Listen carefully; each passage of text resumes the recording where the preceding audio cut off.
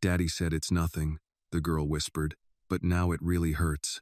Her voice cracked like thin ice over water. Beneath the towering mahogany shelves, Ava Cole crouched on the floor, trembling. Her small fingers dug into the fabric of her pink dress as if she were trying to hold herself together. Dust motes floated in the shafts of late afternoon light spilling through the tall windows, and the room smelled faintly of leather, polish, and cold air. Ava's curls clung damply to her temples. Her knees were drawn to her chest, her shoulders hunched, her back pressed against the shelf like she was trying to disappear into it. Her bare feet she'd kicked off her shoes somewhere were red with cold from the marble floor. Each tiny breath came out in shaky gasps, as if even breathing had become a chore. Maya Williams froze mid-step, the edge of her cleaning rag still pressed against the carved wooden shelf. The sun outside cast long, lazy shadows across the Persian rug. Somewhere in the distance, the grandfather clock struck 4, each chime like a slow heartbeat. She lowered the rag slowly, her eyes never leaving the child. She had noticed things over the past 7 months, little things that sat heavy on her chest. Julia Cole, elegant and distracted, brushing past Ava on her way out to yet another gala or art exhibit, murmuring "Mommy's busy," as the girl tugged at her sleeve. Richard Cole, tall and immaculately dressed, barking at Ava for spilling juice or dropping a spoon. The way the little girl flinched before she even finished her father's name. It was a pattern Maya knew too well, a mother's absence and a father's voice like a whip disguised as discipline. She crouched carefully, voice soft. "Ava?" she said gently. "Sweetheart, what hurts?" Ava lifted her head, and Maya's heart clenched. Her cheeks were streaked with dried tears. "My back," the girl said, and then paused. "But Daddy said it was just because I was being clumsy." "Can I see?" Maya asked softly, extending a hand. Ava immediately shook her head, pulling her dress down tighter and pressing her small arms over her sides, as though she could hide the pain with her own body. "No," she whispered quickly, eyes darting toward the door. "You can't look." "Why not, honey?" Ava's voice trembled, barely audible. "If he knows I told you, if he knows you saw, he'll make it worse." Maya's throat tightened. The little girl's words were like echoes of her own childhood. She remembered kneeling on a kitchen floor decades ago, hiding bruises from her stepfather, praying nobody would notice. It was the same fear now, etched into Ava's tiny face. "Ava," she said softly, shifting closer, "you're safe with me. He doesn't have to know. I won't tell him. But I need to see if you're okay." "Dawn." The child's eyes filled with tears. She pressed her lips together, trembling, and for a long moment refused to move. Then, as if something inside her broke, she whispered, "Promise he won't know." "I promise," Maya said, very slowly. Ava turned and lifted the back of her dress just enough to reveal the edge of the bruise. Even that glimpse made Maya's blood run cold. Dark purple and angry, it spread across the girl's lower back like a cruel painting. Not a fall, not a bump. It was the kind of bruise Maya had seen before in emergency rooms, back when she was still a nursing student, before life pulled her away from that path. She swallowed. "Did you fall?" Ava shook her head. "Daddy asked me to carry the box. From the basement. He said I should be stronger."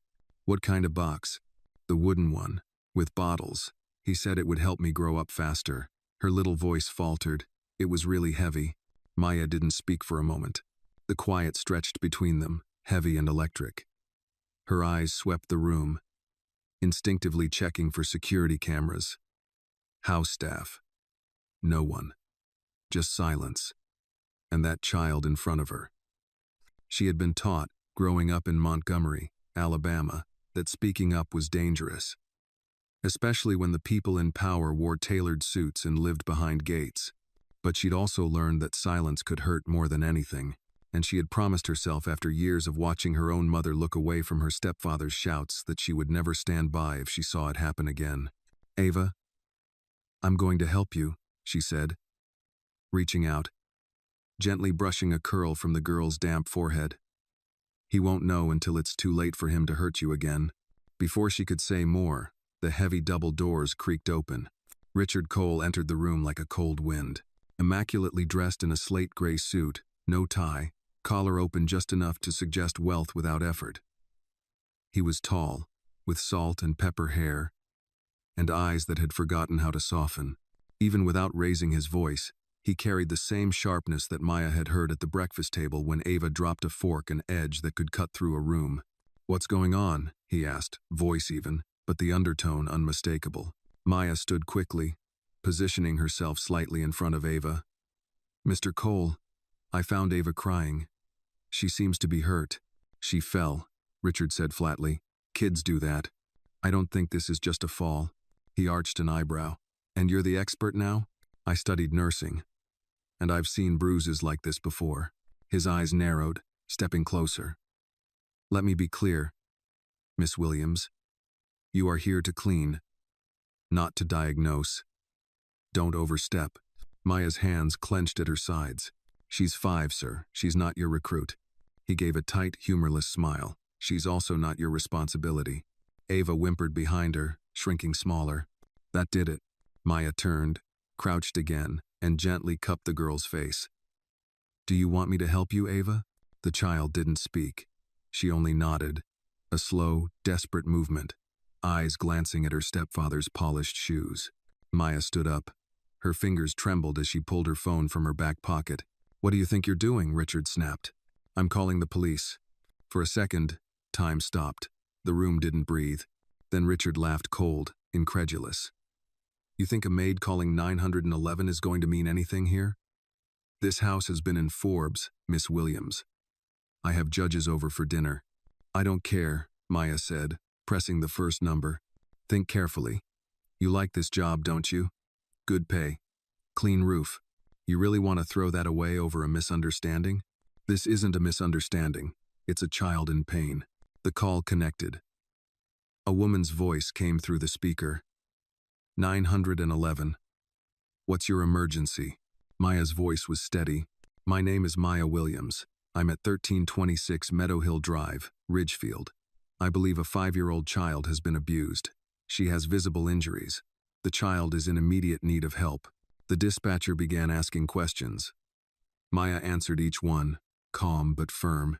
Richard stood there, silent now, the mask cracking at the edges. Something in his stance told her he hadn't expected defiance, certainly not from a woman like her. When Maya ended the call, she turned to Ava, who had tucked herself against her leg. "It's going to be okay," she whispered. Ava looked up, eyes wide, trusting. "Promise?" Maya nodded. "Promise."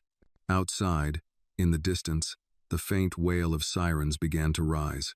The sirens grew louder, closer, curling through the quiet Connecticut neighborhood like a warning bell. Maya stood still, her phone still gripped in her hand, her heart pounding louder than the sound outside. Ava clung to the hem of her shirt, fingers tight, small body trembling. Behind them, Richard Cole stood in a measured calm that only made Maya more uneasy. His jaw flexed once. He didn't move. "They're on their way," Maya said, more to herself than to him. Richard gave a short, almost amused exhale. "So they are." He stepped forward slowly, each footfall a calculated move.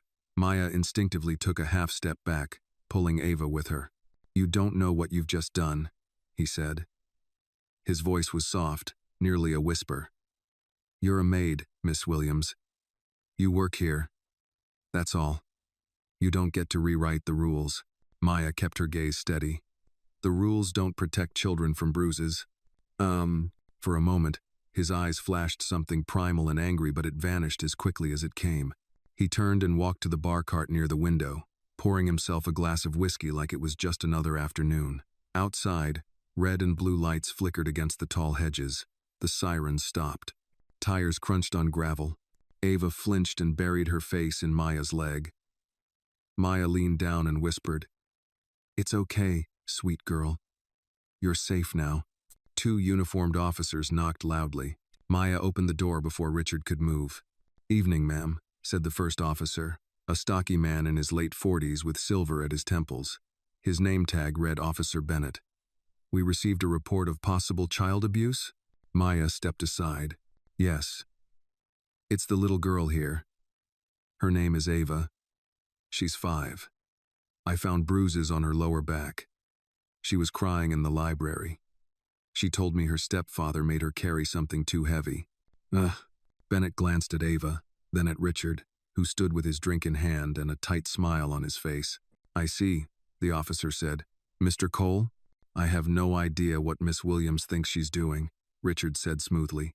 This is clearly a misunderstanding. The girl tripped in the garden yesterday. Got a scrape, maybe a bruise. She's dramatic. But this is ridiculous. Maya opened her mouth, but Officer Bennett raised a hand. Sir, with all due respect, we'll need to speak to the child privately. Ava looked panicked and pressed into Maya.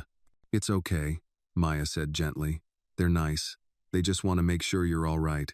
Will he hear what I say? Ava asked in a whisper. No, sweetheart. They'll talk to you in another room. Officer Bennett and his partner, a younger officer named Collins, led Ava toward the sunroom. Maya watched them disappear down the hall, her chest tightening. This was the moment everything hinged on. Richard sipped his drink, calm as ever. You're really playing hero today, aren't you? I'm just doing what should have been done a long time ago, Maya replied. He chuckled. You've been here, what, 7 months? You think you know us? You think you've seen anything real? I've seen enough. You've seen what I let you see, he said coldly. And trust me, judges and lawyers will see what I let them see. Before Maya could respond, Officer Bennett returned, his face unreadable. He looked between Maya and Richard. We've documented the injuries. The child described the object she was forced to carry and the location it was stored in. Richard's jaw tensed.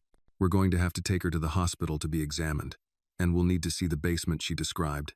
I don't consent to a search, Richard said sharply. Bennett nodded once. That's fine. We'll obtain a warrant. Wait, Richard began, but the younger officer, Collins, had already stepped back in, holding Ava's coat and shoes. She's ready, Collins said quietly. Ava walked beside him, her eyes searching for Maya. When she spotted her, she ran into Maya's arms. I don't want to go without you, she whispered. Maya knelt, brushing hair from her face. You have to be brave now, okay? I'll be right behind you. I promise. What do you think of Maya? If you believe she deserves it, give her a like. And don't forget to comment where you're watching this video from because, who knows, someone right near you might be watching it too. Ava nodded slowly, then let Officer Collins guide her out the door. Richard placed his drink on the counter a little too hard. You've ruined everything. No, Maya said, rising. I might have saved something. Later that night, after Ava was taken to the local hospital and Maya had given her official statement, she sat in her car in the estate driveway, hands still trembling. Her phone buzzed. Text from Officer Bennett. We're taking this seriously. You did the right thing. She stared at the message, her mind spinning with what had just unfolded. What would come next? Would Richard follow through on his threats? Would Julia believe her? Would the courts? And underneath it all was one image she couldn't shake. Ava's small hand grabbing hers like it was the only solid thing left in the world. Maya leaned back against the seat and whispered to herself, no more silence, not again. The night had settled heavy over Ridgefield, a kind of darkness that seemed thicker around the Cole estate. The tall hedges, manicured and perfect by day, now looked like sentries keeping secrets. Maya sat in her car for a few moments longer, staring at the house. Its windows glowed faintly, but the warmth was an illusion. Inside, the halls were colder than winter air. She glanced down at her hands, still faintly trembling. She'd given her statement, watched Ava ride off with the officers to the hospital, promised she'd follow soon. Now she was back in this house, called to sign paperwork and retrieve some of Ava's belongings. It felt wrong being here without her. The silence of the mansion pressed against her eardrums. Through the glass front door she could see Richard pacing the entry hall, phone clamped to his ear. His face was pale but tight with anger, his free hand slicing through the air as he spoke. Even from here, she could tell his tone wasn't contrite. It was strategizing. Maya stepped out of the car and adjusted her coat. The December air cut into her skin. She thought of Ava's small body on the marble floor, whispering about boxes and bottles, about growing up faster. No child should carry that weight. When she entered, Richard ended his call but didn't pocket the phone. He stood still, watching her with an expression she couldn't name. "You're back," he said. His voice was low, smooth again, but sharp at the edges. "I wondered if you'd come." I told Ava I'd get her things," Maya said. "Her coat, her stuffed rabbit. She asked for it." His jaw flexed once. "Touch nothing else. I'm not here for anything else." He tilted his head, eyes narrowing. "You're braver than you look." Maya ignored him and moved past, heading for the stairs. But she stopped at the top step, remembering Ava's words. The basement. The wooden boxes. Heavy. She turned back. "Where's the basement?" she asked. "Off limits." He was quick. "Why?" she asked. "If everything's as innocent as you say, why not show the officers now? Why wait for a warrant?" His eyes glinted. "Because this is my house, and I decide who enters which room." "You think you're a detective now?" "I think a 5-year-old told the truth," Maya said softly. He took a step toward her. "You should leave before you regret this." Maya stayed where she was. Her heart was hammering, but she kept her voice calm. "I'm not afraid of you, Mr. Cole." "Numb." They stared at each other for a long moment. Then he smiled. But it wasn't friendly. "You'll learn." Maya turned and walked upstairs to Ava's room. The walls were pale blue, dotted with glow-in-the-dark stars. She picked up the small stuffed rabbit from the bed, its fur worn where little fingers had clutched it. Next to it lay a pink headband, bent out of shape. Maya added it to the bag, along with Ava's coat. She could feel Richard's presence in the hall before she heard his footsteps. "Do you think you're some kind of savior?" he asked from the doorway. "No," Maya said without turning. "I think I'm the only adult who listened. You don't understand how the world works." His voice sharpened. "Money talks. People like you don't." She zipped the bag shut. "We'll see." He snorted. "You think they'll believe a maid? You think Julia will thank you? She'll take her daughter, sure. But she'll blame you for tearing her life apart. You'll lose this job and every reference. And that little girl you care about, she'll end up in foster care, alone." Maya turned then, slowly, meeting his eyes. "Better alone than bruised in your house." His smile faltered. From outside came the sound of a car pulling up the drive. Headlights splashed across the window. Maya glanced out and recognized Officer Bennett's cruiser. Relief pricked at her chest. He was back. Richard moved to the window. "Persistent," he muttered. Maya stepped into the hall as Bennett entered the foyer. The officer's face was grim. "Evening again," Bennett said. "We need to inspect the basement." The hospital confirmed non-accidental injuries. The DA authorized an immediate search. Richard's face hardened. "I told you to wait for a warrant." "We have one," Bennett replied, holding up a folded paper. Maya clutched the bag tighter, her pulse racing. This was it. The truth Ava had been too afraid to show was about to be uncovered. Richard straightened his jacket. "Fine. Follow me." "No." Bennett nodded toward Maya. "Miss Williams, you can stay here, or come along as a witness." "I'm coming," Maya said quietly. They followed Richard down a back hallway to a heavy wooden door. He unlocked it with a key from his pocket. The air grew cooler as they descended the steps. The smell of earth and wine filled the space. At the bottom was a large room lined with racks of bottles, crates stacked against the far wall. Maya's breath caught. These were the boxes Ava had described. They looked heavier than anything a grown man would want to lift, let alone a 5-year-old. Bennett scanned the room, jaw tight. He knelt near one of the crates and brushed the dust aside. Small footprints dotted the floor. He looked up at Maya. "Child size," he said quietly. Maya's stomach turned. She was telling the truth. Richard crossed his arms. "It's a basement. She plays down here. Kids get curious. This proves nothing." Bennett stood. "It proves enough for tonight." The officer turned to Maya. "You've been more than helpful.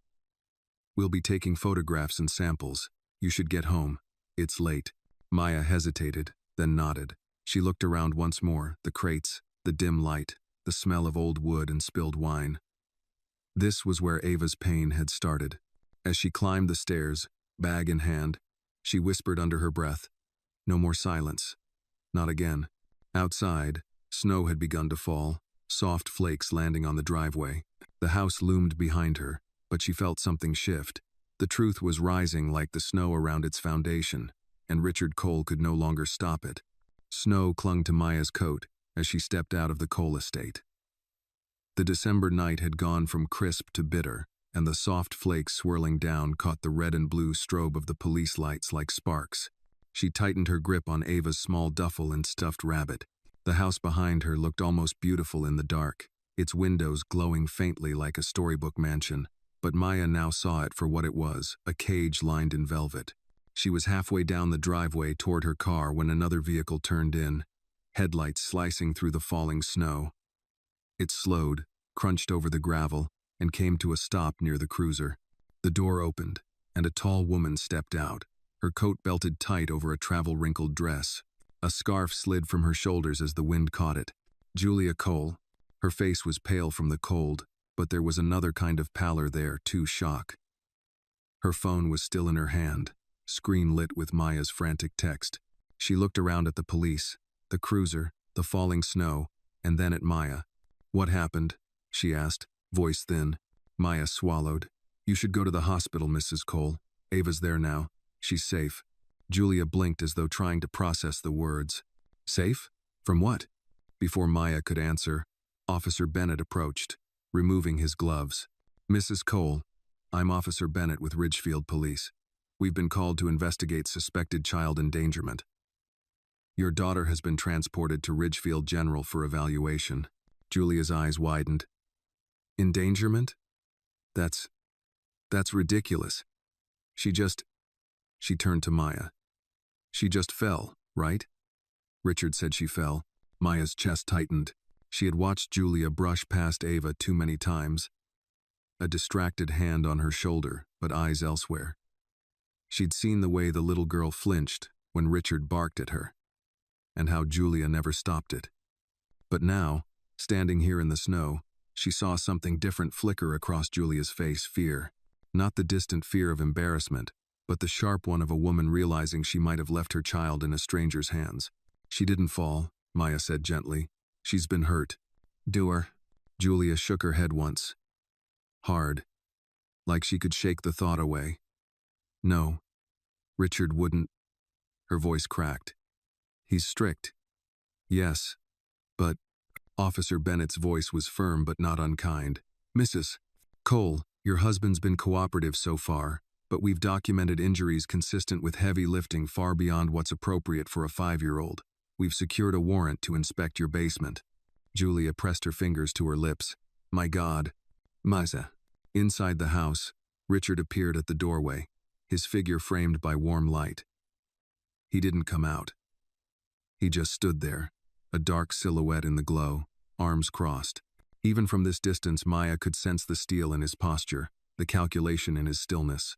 "Julia," he called. His voice carried easily. "Come inside. You're cold. We can talk." Julia turned slowly toward him. The falling snow settled on her hair, catching in the dark strands. "What did you do?" she asked, her voice low but carrying. Richard's smile was faint, almost patient. "Our daughter had a little tumble. Miss Williams here panicked. She called the police. We'll sort it out. Come inside." "She's at the hospital," Julia said. "Why is she at the hospital if it was just a tumble?" Richard didn't answer at once. He looked at Maya, his eyes narrowing, then back at his wife. "Because she's dramatic. And because some people don't know their place." "And..." Julia took a step toward the house, then stopped. She looked at Maya. "Is she really hurt?" "Yes," Maya said. Her voice trembled but stayed clear. "I wouldn't have called otherwise." Julia's breath fogged in the cold air. Her hand shook around her phone. She looked back at the mansion, then at the officers, then at Maya again. "I trusted him," she whispered. "I left her with him." Maya stepped closer, her own coat dusted white now. "You can still protect her," she said softly. "She needs you." For a moment, Julia didn't move. Then she straightened, the pale look in her eyes hardening. She turned fully toward the door where Richard waited. "I'm going to the hospital," she said. Richard's smile flickered. "Julia." "Don't," she said sharply. Don't speak. She turned back to Officer Bennett. Can someone take me there? Yes, ma'am, Bennett said, gesturing to his cruiser. Julia hesitated, then stepped toward Maya. Did she? She swallowed. Did Ava say anything? She was scared, Maya said. She didn't want me to look at her bruises because she thought he'd find out. She asked me not to leave her. Julia's face crumpled. She reached out suddenly, gripping Maya's hand hard. Thank you, she whispered, for not leaving her. Maya squeezed back gently. Go. She's waiting for you. Julia nodded once and walked toward the cruiser, her scarf trailing behind her. As she got in, she cast one last look at the house at the man standing in the doorway, his shadow stretching long across the marble floor. Maya watched her go, then looked back at Richard. He hadn't moved, but his jaw worked as if he were chewing on something bitter. He gave her a thin smile that didn't reach his eyes. You've made a mess, he said. No, Maya replied quietly. I've just started cleaning it up. Richard's smile faded. He closed the door without another word. Snow continued to fall, muffling the world. Maya stood in the drive for a long moment, the stuffed rabbit under her arm, feeling the weight of what had just shifted. For the first time since she'd walked into this house months ago, someone other than her had seen the truth, and that truth was beginning to move like an avalanche. The Cole mansion was strangely silent after Julia left with the police. Snow still fell, muffling the crunch of tires as the cruiser rolled down the long drive. Maya stood in the entryway, clutching Ava's stuffed rabbit, her fingers numb from cold and from everything that had just happened. The air inside smelled faintly of oak and expensive wax polish, but to Maya it felt more like a tomb. Upstairs, a clock ticked steadily, each sound echoing through the empty hall like a countdown. Richard was still there, standing in the library doorway. He had swapped his whiskey for a phone, his thumb swiping furiously across the screen. Every so often he muttered a name, someone from his network, someone who owed him, judges, lawyers, country club friends. But no one seemed to be answering. You think you've won, he said finally, his voice calm again. You think a few bruises and some tears will undo me? Maya shifted the rabbit under her arm, keeping her voice even. It's not about undoing you. It's about protecting a child. He laughed once, sharp and humorless. Protecting a child? You don't know the first thing about it. That girl, she's soft. Julia coddles her. Someone has to teach her the world isn't kind.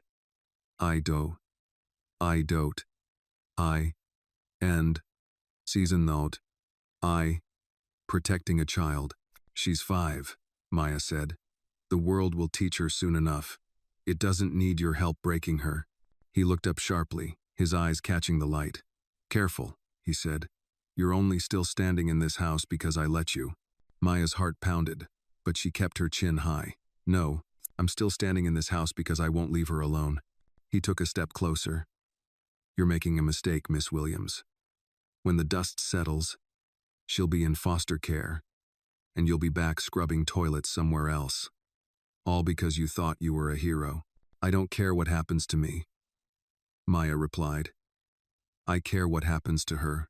Richard's face twisted, something dark flashing across it. For a second he almost looked like a man cornered, but then it was gone, replaced by the polished mask he wore for boardrooms and charity galas. He slipped his phone into his pocket. Get out, he said simply. Maya held his gaze. Not until the officers are finished. They're not coming back tonight, he said. They've got their little warrant. They've got their photographs. They'll file their reports. Meanwhile, you're trespassing. I work here. You did, he corrected softly. Not anymore. He moved toward her. But before he could take another step, the sound of a phone cut through the hall, a sharp, high ring from Maya's apron pocket. She fumbled it out, glancing at the screen. It was Officer Bennett. Maya, you still at the house? His voice came through, steady but urgent. Yes, she said quickly. He just told me to get out. Stay put, Bennett said. We've got more questions and we're coming back for a few items. Don't let him intimidate you. Maya's eyes flicked to Richard. He stood very still, watching her. Okay, she said softly. I'll stay. Good, Bennett said. Julia's with Ava now. The doctors are documenting everything. We'll keep you updated." The line clicked off. Maya slid the phone back into her pocket, pulse still hammering. She could feel Richard's stare burning into her. "Police," he said. "You think they're your friends? They'll use you, Miss Williams. You're a maid. You're disposable." Maya took a slow breath. "Maybe, but not tonight." For a long moment, neither of them spoke. The snow hissed softly against the windows. The house's heating system hummed, filling the silence. Maya could smell his cologne, sharp and expensive, a scent that clung to the hall like a ghost. He broke the silence first. "You know what your problem is?" he asked. "You think loyalty is noble, but loyalty without power is just self-destruction." Maya tilted her head. "And you think power without loyalty makes you untouchable. But it doesn't." He stared at her, eyes dark. Then, very slowly, he smiled. But it was a smile without warmth. "We'll see." Maya didn't respond. She turned and walked up the stairs, the rabbit still under her arm. Every creak of the old wood felt like a signal. Don't stop. Don't look back. In Ava's room, she set the rabbit on the bed, smoothing its worn fur. The glow in the dark stars on the ceiling stared down, pale and cold. She could almost hear Ava's small voice. "Promise?" "I keep my promises," Maya whispered to the empty room. Downstairs, a door slammed. Richard was still moving, still making calls, still believing he could bend this night back to his will. But something in the air felt different now.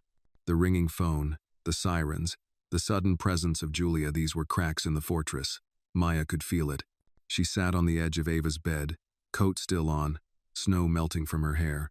Outside, the wind rose, rattling the branches of the tall hedges. It sounded like whispers in the dark, like the house itself was finally telling its secrets. The fluorescent lights in Ridgefield General Hospital buzzed faintly, casting a sterile glow over the pediatric ward. Julia Cole sat in the small, two-white room with a blanket draped over her knees, one hand resting lightly on the edge of the hospital bed where Ava slept. The girl's tiny frame was curled on her side, her stuffed rabbit tucked under her arm, retrieved and delivered by Officer Bennett just minutes ago. Julia had not spoken for a long time. She simply sat there, staring at her daughter, watching the slow rise and fall of her chest. The monitors beeped rhythmically. An IV line ran to Ava's hand. Her knuckles were scraped. Her back, bandaged, now had deep bruises that the doctor said would take weeks to fade. Julia pressed a shaking hand to her mouth. For years, she had told herself Richard was stern, not cruel, that he was just old-fashioned in how he thought children should be raised. She had believed him when he said Ava was dramatic, believed him when he said she was coddling their daughter too much, that Ava needed to learn strength. But strength should not look like this tiny body, pale and motionless, carrying bruises in places no 5-year-old should.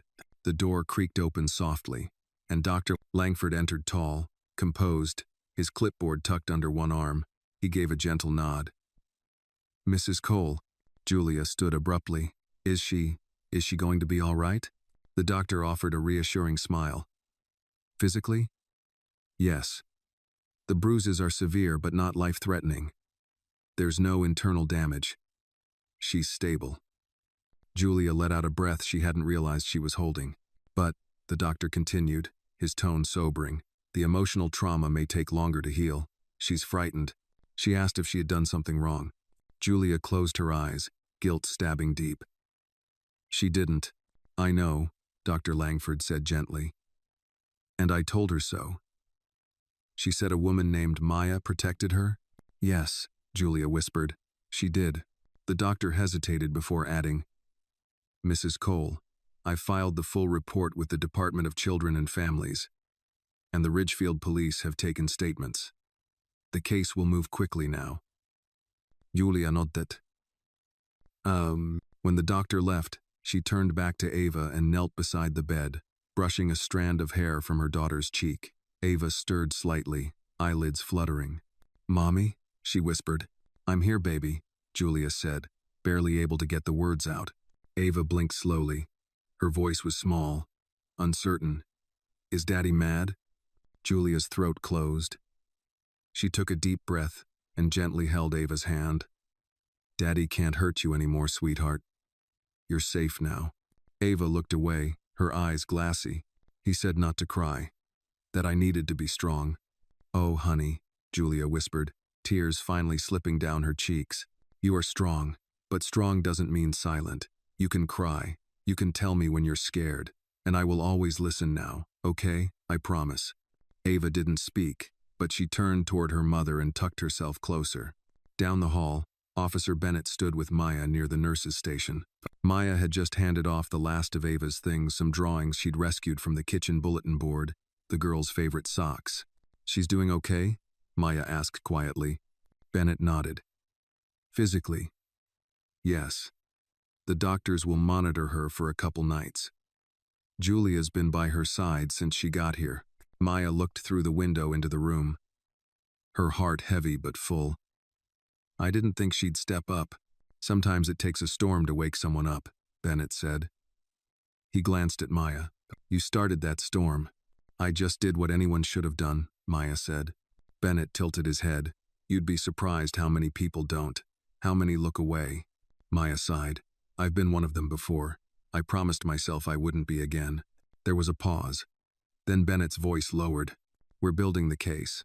The photos from the basement were damning. The bruises. The child's statement. Julia's cooperation helps too. But it's Richard's reputation that'll make this hard. He's calling in every favor he's got. Maya nodded slowly. What can I do? Stay visible. Testify, if needed. Be steady. These kinds of men. Bennett's voice grew colder. They count on fear and silence. You've broken both. Just then, Julia stepped into the hall. Her eyes were red but steady. She asked for you, she said. Maya blinked. Me? Julia nodded. She said she feels safest when you're nearby. Maya followed her into the room. Ava looked up from her pillow and smiled faintly when she saw her. Hi, sweetheart, Maya said, kneeling beside her. Ava reached out and grabbed her hand. You came back. Of course I did, Maya whispered. For a while, no one spoke. The three of them sat in the hush of the hospital room, the wounded child, the mother rediscovering her voice, and the woman who refused to walk away. Outside, the snowfall had finally stopped. The next morning broke cold and gray over Ridgefield. Frost covered the windows of the Cole mansion, making the grand estate look even more distant and unwelcoming. Inside, Richard Cole stood in front of the mirror in his private study, knotting his tie with practiced ease. His reflection stared back at him, sharp suit, jaw clenched, eyes slightly bloodshot. He looked the part. He always did. But today, something was off. His hands, normally steady, paused for a moment at his collar. His mind ran through the night's calls, his lawyer, a judge he'd once golfed with, the CEO of a pharmaceutical company whose kid went to the same prep school as Ava. They all answered, all listened. But none offered immediate support. Let the facts play out, they had said. Wait for the news cycle to pass. Wet. He wasn't used to waiting. His phone buzzed on the desk. He checked the screen. No new messages. Still no word from Julia. He hadn't expected her to go straight to the hospital. He'd assumed she'd be furious at Maya, at the police. But something had shifted in her. That look she gave him before leaving, that wasn't fear. It was clarity. He slammed the phone down harder than he meant to. From the window, he could see the driveway where the police cruiser had parked the night before. He could still hear Maya's voice in his head. Better alone than bruised in your house. A flicker of rage bubbled in his chest. That woman, that maid, she had no idea what she had started. He moved to the desk and opened a drawer, pulling out a manila folder. Inside were documents, employment records, background checks, rental histories. He flipped through until he found Maya's file. There it was. Last known address in Bridgeport. Emergency contact. None listed. References from a day, care center, and a church. Simple. Clean. Too clean. He grabbed his phone again, this time dialing someone new, his investigator. The man picked up on the third ring. Yeah? It's Richard. I need a full dive on Maya Williams. Everything. I want to know where she lives, who she talks to, who she worked for before me. I want leverage. The man paused. You sure that's the direction you want to go? Cops are watching her clothes right now. I didn't ask for your advice, Richard snapped. I asked for results. Fine. Give me 2 days. No. Richard hung up and dropped back into his leather chair, the weight of the house pressing in on him. For the first time in years, he didn't feel in control. Across town, Julia sat beside Ava's hospital bed, still wearing yesterday's clothes. She had refused to leave her daughter's side, even for sleep. The nurses brought her coffee and soft encouragement, but Julia barely noticed. She kept brushing Ava's hair gently, watching every twitch of her daughter's face as she slept. Maya stood near the door, unsure whether to stay or go. She'd already said goodbye twice, but Ava kept reaching for her. Now she lingered, unsure what role she had left to play. She trusts you, Julia said softly, eyes still on Ava. I think she trusts you more than she trusts me. Maya shifted. That's not true. She just needed someone to see her. That's all. Julia looked up now. Her eyes were rimmed red, but there was clarity behind them steel that hadn't been there yesterday. I didn't see it, she said. I let him do things. I told myself it was discipline, that he knew what he was doing. I thought I was protecting her by staying, but I wasn't protecting her from him. Maya stepped forward. It's not easy. They make you believe the worst lies. About them, about yourself. But now you're here. That matters. Julia nodded slowly. I'm going to press charges. Maya blinked. You're sure? I am now. Julia took Ava's small hand into hers. She deserves better. I failed her once. I won't do it again. The door opened quietly and Officer Bennett stepped in. He gave them both a respectful nod. Just came to check in. How's she doing? She's resting, Julia said. But she's stronger than we thought. Bennett smiled. Kids usually are. He stepped closer, keeping his voice low. Richard's been making calls. He's trying to dig into your background, Maya. Just wanted to warn you. Maya stiffened. He what? Bennett's tone turned grave. He's not letting this go, but don't worry, we've flagged it. Any move he makes, we'll know. He can't touch you now. Julia looked at Maya, her expression filled with guilt. I should have seen this side of him. I let him raise my daughter. I let him believe he owned this house, this family. Maya met her eyes. Then let's take it back. There was silence for a moment. Ava stirred slightly in her bed. The quiet monitor beside her gave a soft, steady beep. Bennett cleared his throat. We're going to need formal statements, and once she's discharged, we'll assign protective services. But Julia, you stepping up, it changes everything. Julia nodded. Just tell me where to go and what to do. Maya stood a little straighter. The battle was far from over, but for the first time, she wasn't alone in it. Ava wasn't alone either. Richard Cole still had money. He still had influence. But the fortress he'd built around his image, his control, his lies was cracking. And the people outside it, they were no longer knocking. They were walking in. Maya stood just outside the main hospital entrance, watching the crowd from behind a row of frost-laced hedges. She'd seen this before back in Bridgeport, when a local priest had been accused of abuse. The cameras came first, then the chaos. People picking sides, slinging opinions like snowballs. And the truth? It always got buried under the noise. She pulled her scarf tighter around her neck. It was barely 8 a.m., but she hadn't slept much. Not since the warning from Officer Bennett. Richard was digging into her life, and though she had nothing to hide, the idea of him looking probing made her skin crawl. Miss Williams? She turned at the familiar voice. It was Bennett again, his coat collar pulled up against the wind, a manila folder in one hand. Morning, she said. Can we talk? He asked, motioning toward a bench near the garden. She followed him, settling onto the cold wooden seat. The hospital loomed behind them, quiet and still for now. I won't lie to you, Bennett said. Richard's team is working fast. He's filed a motion through his attorneys claiming misconduct on our end, including suggesting you manipulated Ava into fabricating abuse. Maya's stomach dropped. That's a lie. I know, he said. We have evidence, photographs, medical reports, Julia's testimony. But his legal team knows how to throw mud hoping something sticks. I don't care what they say about me, she said firmly. They're not taking her back. They won't, he reassured her. But we need to stay ahead. That means putting your testimony on the record. Today. Maya looked down at her gloved hands. I'm ready. The Ridgefield Police Department wasn't large, but the interview room was sterile and intimidating, with gray walls and a long table flanked by 2 stiff chairs. A recording device sat between them. Maya took a slow breath as Bennett clicked it on. A second officer, a woman named Rhea, sat across from her with a notepad. State your name for the record. Maya Williams. Occupation? Domestic worker. Nanny. Until recently I worked for the Cole family. Reyes nodded. Tell us what you witnessed in that house. Maya began slowly, describing her first day. How Ava barely spoke. How Richard barked orders without warmth. How Julia was always absent emotionally, if not physically.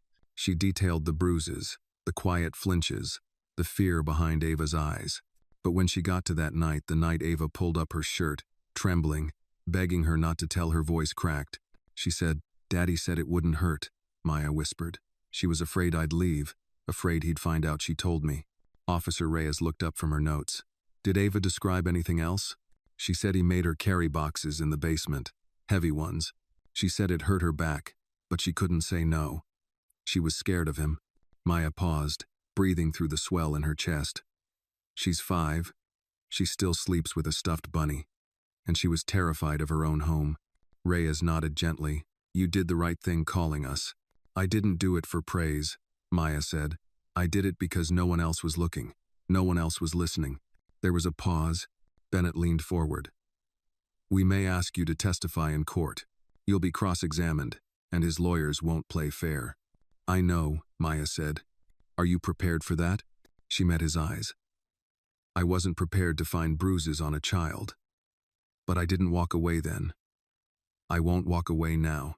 That evening, Maya sat with Julia in the hospital cafeteria. Ava was asleep again, tucked safely under a quilt gifted by one of the nurses. A tray of untouched soup sat between them. Julia stared into her tea. I heard you gave your statement. Maya nodded. They said I should do mine tomorrow. I want to. I will, but I'm scared. Maya was quiet for a moment. It's okay to be scared. What matters is you don't let it stop you. Julia looked up. He's still in our house, still trying to spin this. I know, Maya said. But people are listening now. Ava's story is out. You believe her? I believe her. That's power. Julia's eyes filled with tears. She asked me if I loved her. I didn't know what to say. You tell her yes, Maya said gently. Then you show her every day after. Julia nodded slowly. You stayed when you didn't have to. You risked everything.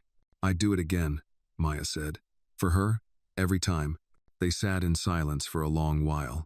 The cafeteria was nearly empty now. The clatter of trays replaced by soft Christmas music piped through the speakers, too cheery, too clean. Maya's thoughts drifted back to the Cole estate, to Richard in his office, trying to wield his influence like a sword. But this time, he was swinging at shadows. Truth, Maya had learned, was louder than money when spoken in the right voice. And the world? It had finally started listening. 3 days after Maya's statement, her face appeared on a national morning news segment.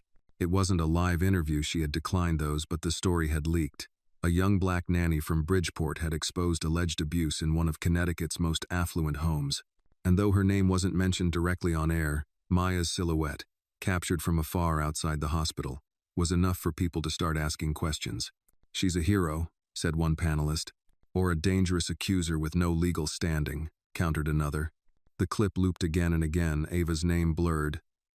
Julia's statement included as a quote, "My daughter has suffered in silence for too long. Thanks to Maya Williams. That silence has ended." Oh, Maya stood frozen in the kitchen of the women's shelter where she'd taken temporary residence. The television above the microwave played the footage on repeat. The anchor's polished voice, a dissonant contrast to the simple linoleum floors and scent of burned toast. Across from her, a teenage girl named Alicia nudged a bowl of oatmeal. "That you?" she asked, wide-eyed. Maya nodded slowly. You really did that? Alicia whispered. Turned in a rich guy like that? I told the truth, Maya said softly. Alicia grinned. Truth like that? That's power. At the Cole estate, the press had become unmanageable. Camera crews camped at the gates. Helicopters occasionally buzzed overhead. Richard stayed inside, furious, insulated behind thick glass and legal counsel. His PR team had tried their spin. Unfounded allegations. The child's injuries consistent with a fall. Miscommunication between staff. But it was too late. Julia's public statement, released through her family's attorney, made headlines across the East Coast. I believed I was protecting my child by preserving our home, our image. I was wrong. I allowed fear to cloud my judgment. I stand with my daughter, and I stand with the woman who refused to be silent when I still was. The media took that and ran. A New York Times op-ed compared Maya to every woman who has seen harm and decided her voice mattered more than her comfort. Richard fumed in his study, the headlines printing his disgrace in real time. His lawyer, pacing the rug, muttered, "We need a new strategy." "There is no new strategy," Richard snapped. "She's a nanny, a maid. The courts won't take her word over mine." The lawyer hesitated. That might have been true 10 years ago. Richard stared at him. But now, it's different. People believe her. The world's different. Richard stood abruptly. "Then I'll remind the world who I am." Oh. Meanwhile, Maya was escorted into the Ridgefield Town Hall for her first official court preparation meeting. Julia sat beside her, clutching a folder of Ava's drawings. Officer Bennett and a female prosecutor, Dana Ellis, stood at the head of the long table. Ellis was sharp, mid-50 seconds, silver hair pulled back, voice like sandpaper dipped in steel. "Let's be clear," Ellis began. "This isn't about public opinion. This is about law. About facts. What we have is strong photographs, medical reports, corroborating witness statements. But Richard Cole is not a man who fights fair. He'll discredit character. He'll sow doubt." Maya nodded. "I understand. You'll be called to testify," Ellis continued. "We'll walk you through every step. But you need to be prepared. They'll dig through your past. Every job. Every mistake." Julia spoke then, softly but firmly. "Then dig through mine, too. I enabled him. I'll own that. But I'm not letting him win." Ellis gave a small nod of approval. "Good. Because this isn't just about you anymore. This case could set precedent. If a man like Richard Cole is convicted, it sends a message. A pause. To every woman who's ever been told her instincts are overreacting. To every child afraid to speak. And to every predator hiding behind a polished smile." The room was quiet for a moment. Then Maya spoke. "I didn't mean to start something bigger. I just wanted to keep her safe." "And you did," Bennett said. "But now you're helping a lot more than just her." Julia reached into her folder and pulled out one of Ava's drawings, crayon on construction paper. It showed a tall woman with curly hair holding hands with a small child beneath a bright Sunday. Above them, the words, "Maya keeps me safe." Maya stared at it, throat tightening. "She made that last night," Julia said, "after I told her the truth, about what happened, about you." She's still scared?" Maya asked. Julia nodded. "But she's also starting to believe she's safe. That's because of you." Maya traced a finger along the crayon Sunday. "I won't let her down," she said. That night, alone in her shelter room, Maya sat on the edge of her cot and pulled out her journal, a practice she'd kept since she was a teenager, writing down thoughts before bed. Most nights, it helped her sleep. Tonight, her hand shook. She wrote, "He still has power, but so do we. Not just me and Julia. Everyone who watches this and decides they won't look away next time. I didn't ask to be in the spotlight. I didn't ask to be brave. But I won't run from it either." She paused, then underlined 2 words 3 times. "For Ava." The letter arrived in a plain white envelope, tucked between a grocery coupon and a heating bill. Maya almost missed it. She had just returned from a quick shift at the daycare center near the shelter, volunteer work, unofficial, but it kept her busy while the legal process dragged on.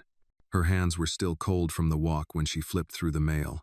At first glance, The envelope didn't stand out, but when she opened it and saw the seal of the Connecticut Superior Court at the top, her breath caught. The summons. Her testimony had been scheduled. March 8, 9 vormittags. State versus Richard Cole. It was real now. Not just headlines and rumors, not just whispers between attorneys and caseworkers. She was going to stand in open court. She would look that man in the eye, with the full weight of the truth behind her. Her hands trembled as she set the letter on the tiny nightstand. The shelter room was quiet. Too quiet. Across from her, a poster on the wall read, "Speak the truth, even if your voice shakes."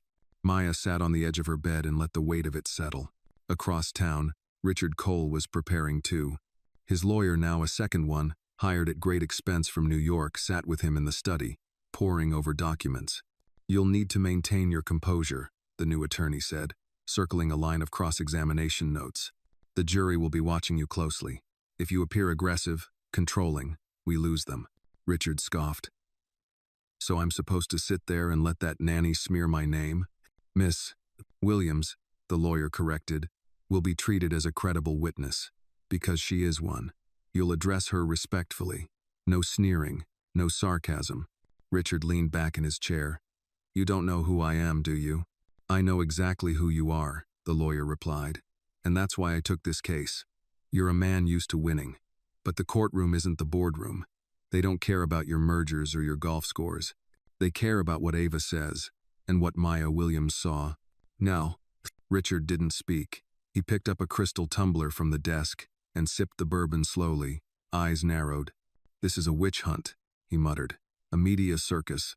Then let's act like we have nothing to hide," the lawyer said flatly.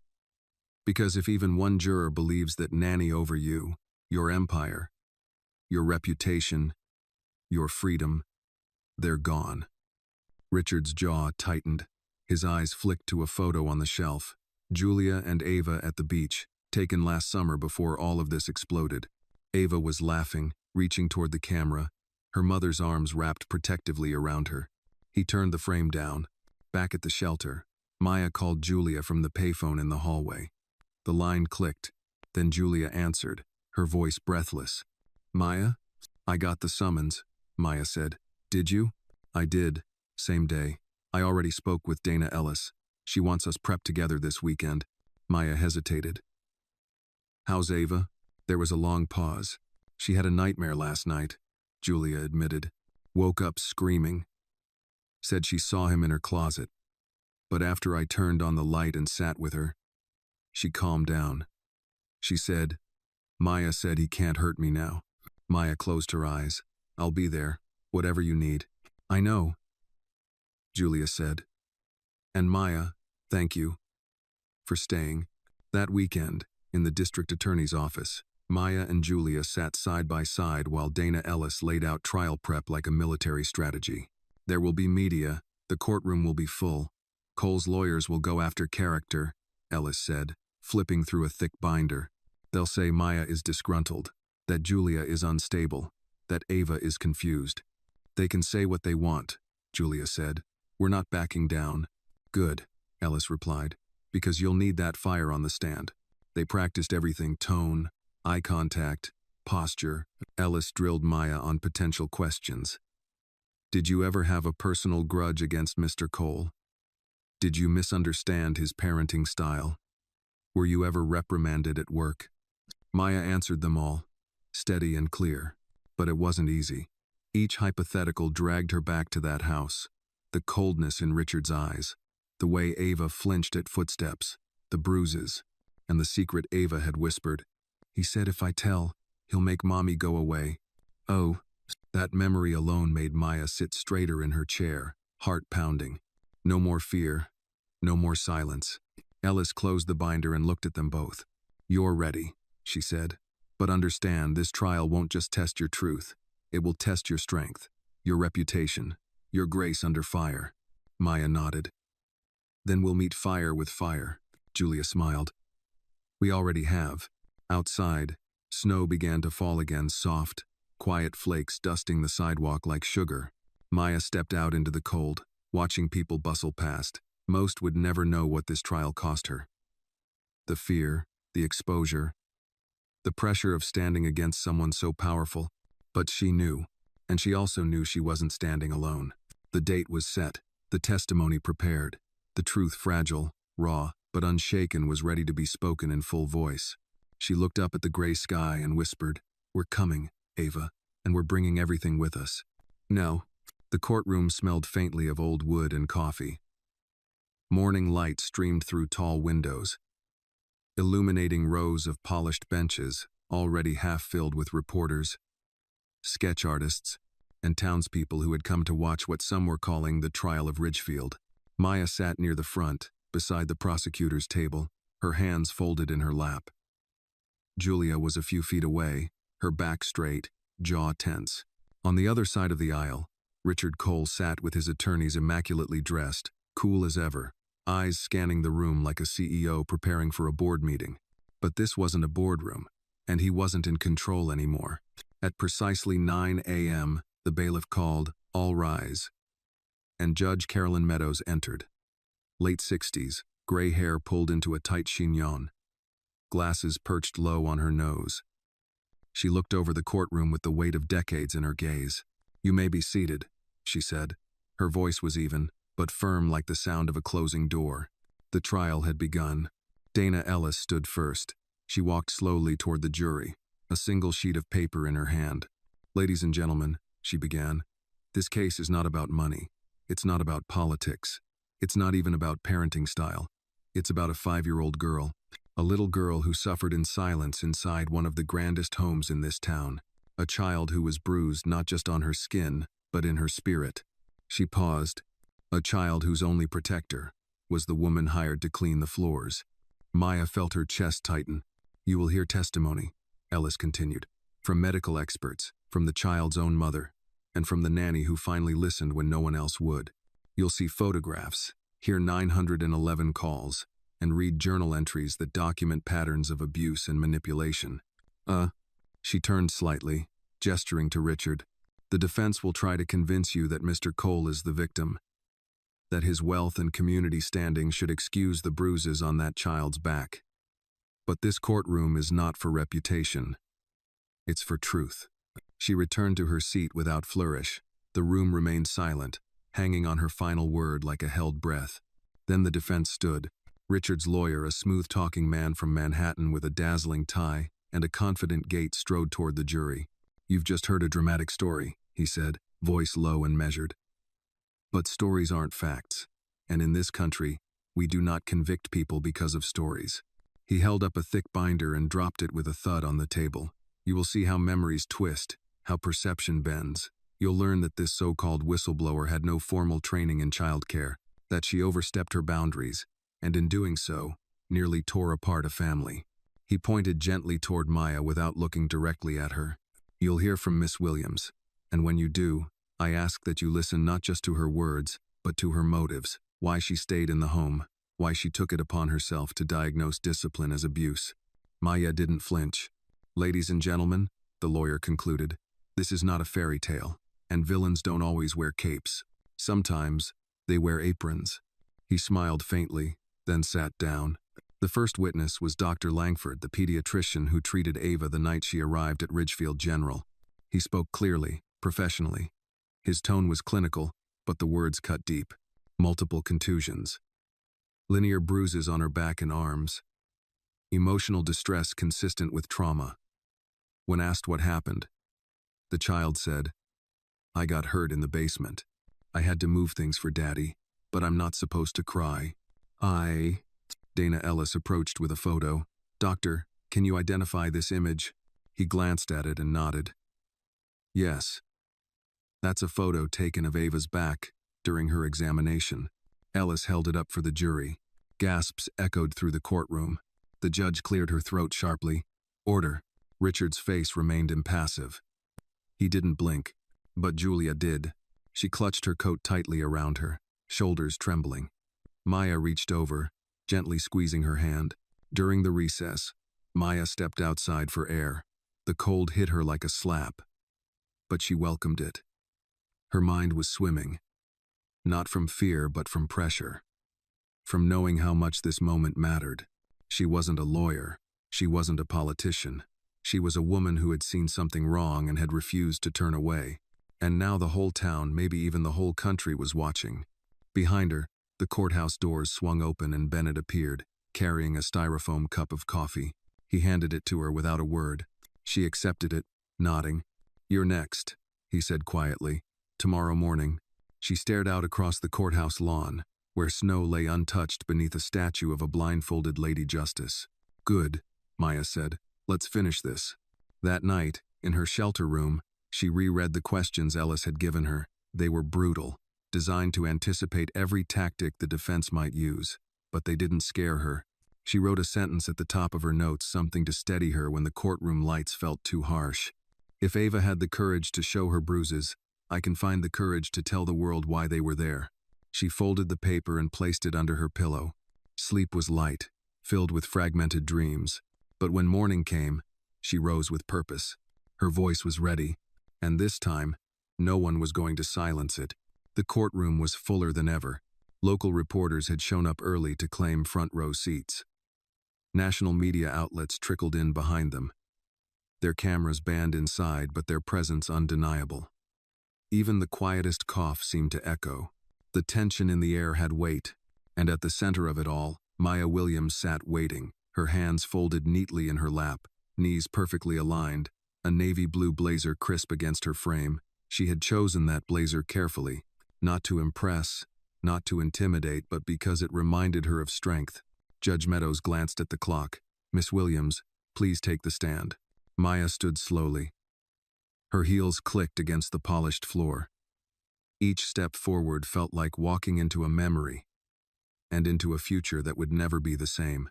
As she took her seat behind the microphone and placed her right hand on the Bible, the bailiff administered the oath. "I do," Maya said clearly. Dana Ellis stood. "Miss Williams, how long did you work in the Cole household?" "Just over 6 months," Maya replied. "Please tell the court how you came to care for Ava Cole." "I was hired as a full-time nanny.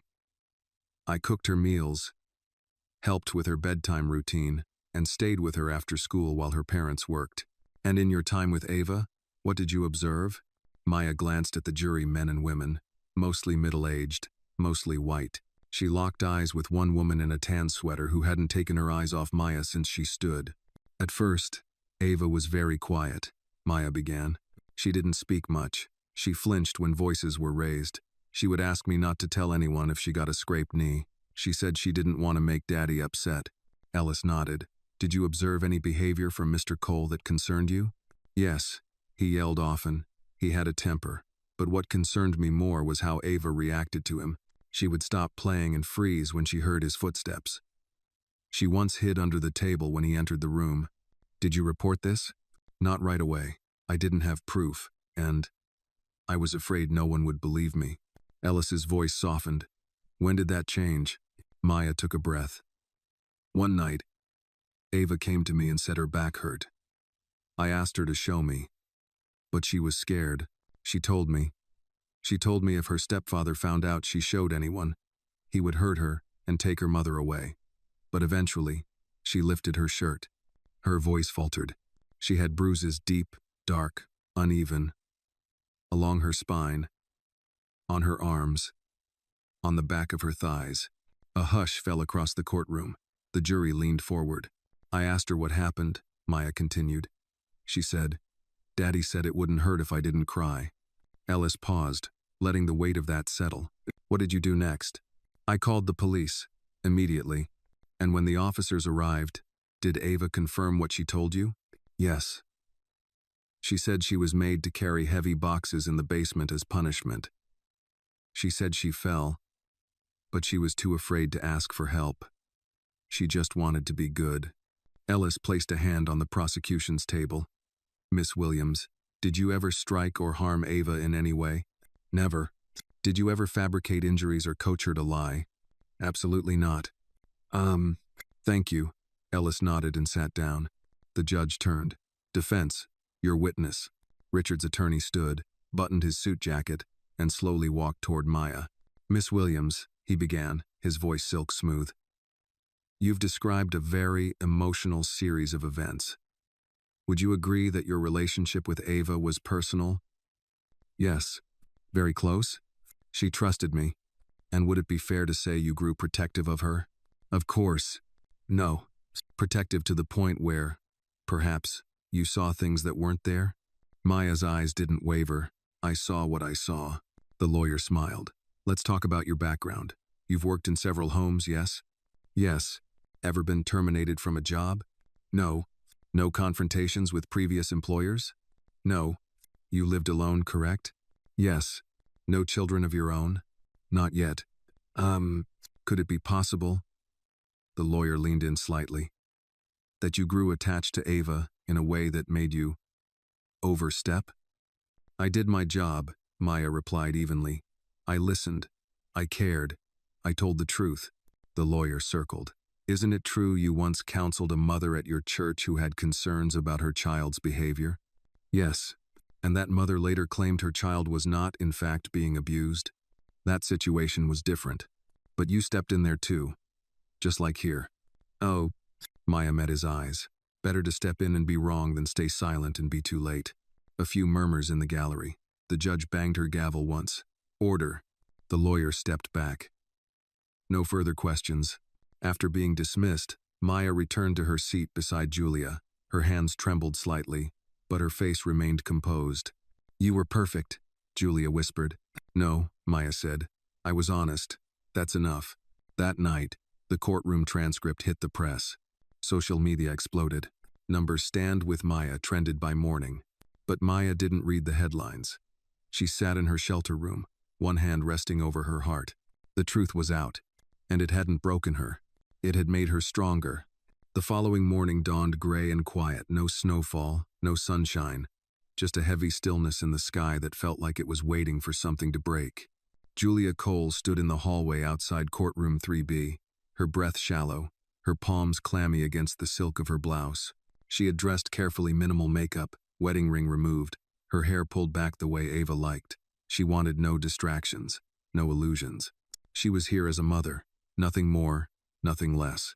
Inside the courtroom, the crowd had swelled. The media couldn't enter, but their shadows lingered camped outside, watching through every sliver of public record they could find. On social media, public opinion had largely turned in favor of Maya and Ava, but Julia knew better than to expect sympathy from a courtroom. Judge Meadows gave the signal. Miss Cole, please take the stand. Julia stood, knees wobbling slightly.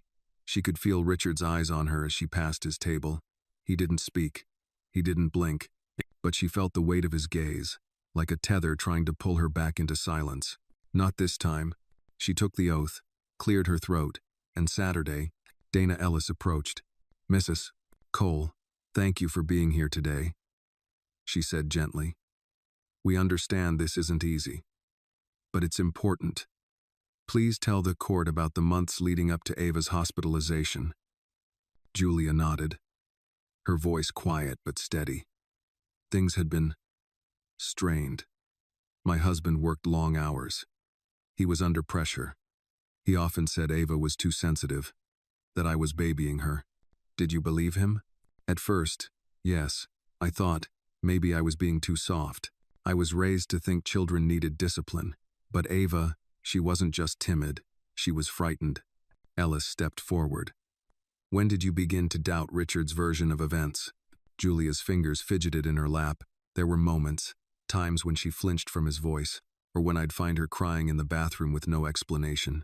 But I kept telling myself it wasn't what it looked like, that he loved her, that I had to keep our family together. No. And the night Maya called the police? Julia swallowed. That night changed everything. Maya didn't wait. She didn't second guess. She acted. And thank God she did. Because when I saw Ava in that hospital bed covered in bruises, scared to speak, I realized I had failed her.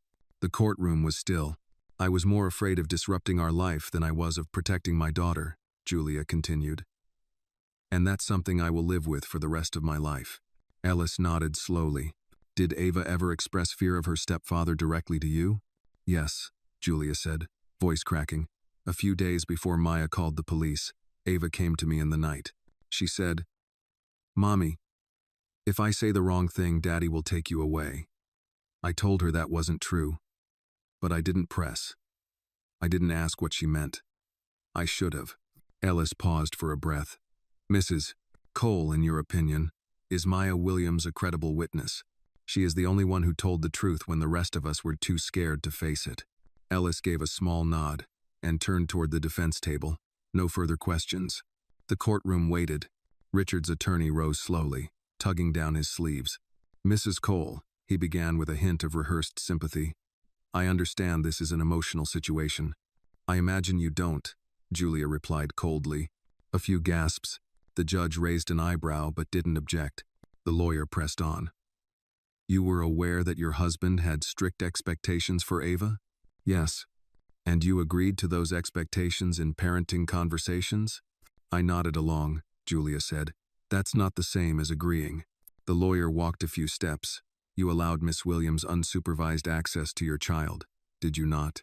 She was her nanny. That was her job. And yet, when this abuse came to light, you immediately took Miss Williams' word over your husband's. Why? Julia leaned forward slightly. Because my daughter's body was covered in bruises. Because she was afraid to speak.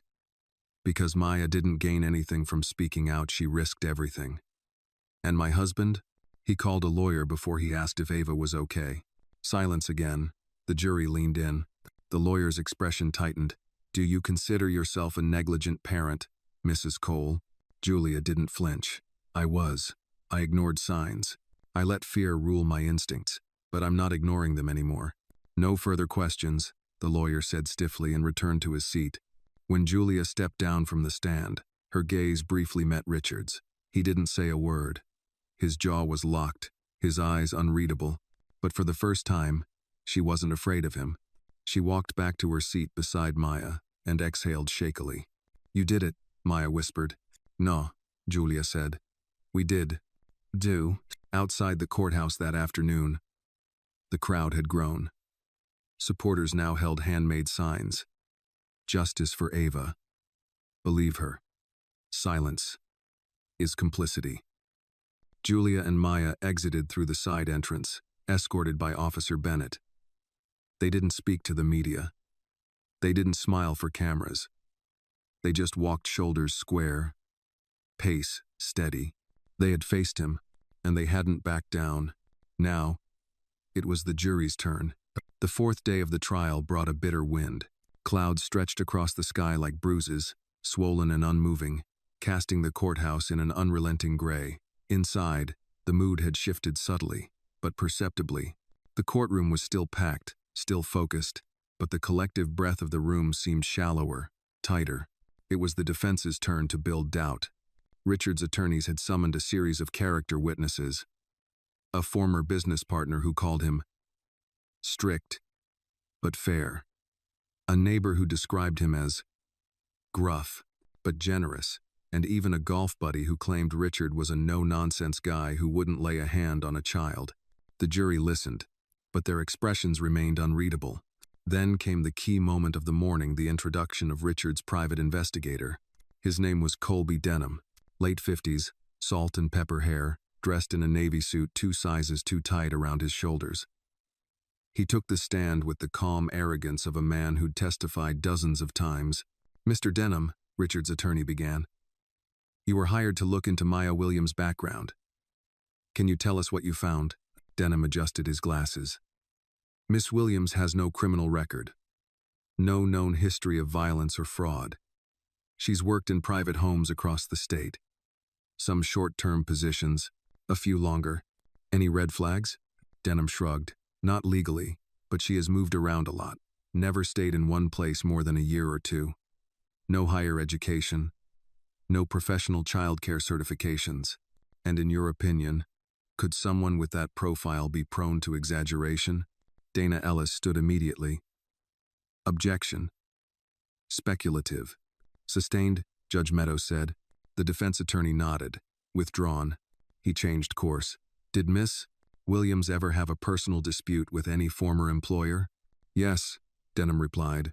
3 years ago, she worked for a family in West Haven. The mother reported a disagreement over disciplinary boundaries, said Maya became too emotionally involved in the child's life and was asked to leave. Maya flinched. That job, She had tried to forget it, but she had also never hurt that child. Only once, when the girl came to school with a black eye, Maya had gently asked if something had happened at home. The mother had fired her the next morning. The courtroom seemed to shift slightly, like a collective lean toward uncertainty. The defense attorney smirked. No further questions. Dana Ellis approached the witness box calmly. "Mr. Denham," she began, "you said Maya Williams has no criminal record, no charges of misconduct, no history of harming children. Is that correct?" "Yes. You mentioned she moved often. Could that not also be the result of temporary contracts or changes in family circumstances?" Denham hesitated. "It could. And the West Haven case you described a disagreement. Was Maya ever accused of abuse?" "No." "Did the child ever make a complaint?" "No." "Huh. Then what we have," Ellis said, turning to the jury, "is a woman who has repeatedly cared for children, never been charged with any crime, and has never once raised a hand. Only her voice. When no one else would." Denham didn't reply. The silence said enough. Ellis nodded. "That will be all." During the lunch recess, Maya sat in the stairwell behind the courtroom, head bowed, fingers tangled together tightly. She could feel the cracks forming not in her story, but in the way it was being told. The defense was doing what they were trained to do. Shift the spotlight.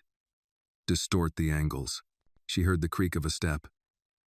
Julia appeared, holding 2 paper cups of coffee. Maya offered a weak smile. "Thanks. They're trying to turn you into the problem," Julia said. "I know, but it won't work," she added. "Because you told the truth. You stayed when most would have run, and I see how the jury looks at you. They know it too." Maya didn't answer right away. Then, quietly, "I'm not afraid for me. I'm afraid that somewhere out there, another child's watching this.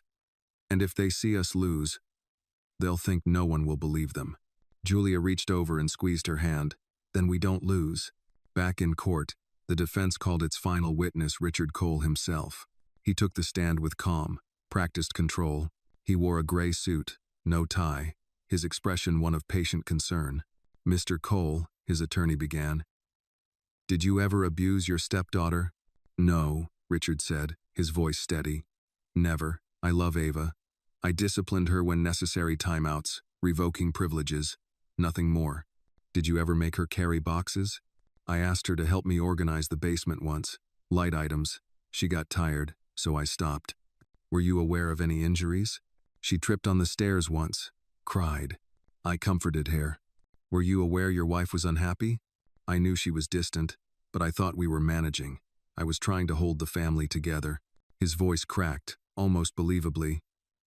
"I've been vilified by someone who didn't understand our home. I'm not perfect, but I am not a monster." When Dana Ellis stood, her cross-examination was surgical. "Mr. Cole, do you believe Ava fabricated her bruises?" "I believe children are impressionable." "Zero." "Did Maya Williams fabricate them?" "I don't know. Maybe she misunderstood." "You're saying your stepdaughter's cries for help were misunderstandings?" He shifted. "I'm saying context matters. Is that what you told your wife when Ava came home sobbing? When she said she was afraid you'd make her mother disappear?" Richard hesitated. "I never said that. But someone did, and Ava said it wasn't Maya. She said it was you." Silence. Ellis walked to the jury.